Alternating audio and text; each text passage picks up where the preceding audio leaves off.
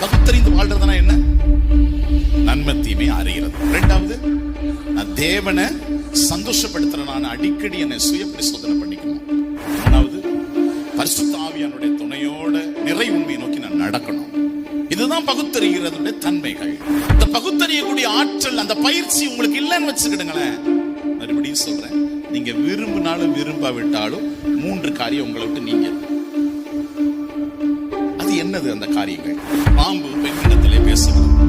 நீங்க யாரா இருந்தாலும் சரிதான், கணவனா இருக்கலாம், மனைவியா இருக்கலாம், பிள்ளைகளா இருக்கலாம், சகோதரங்களா இருக்கலாம், யாரா இருந்தாலும் சரிதான்.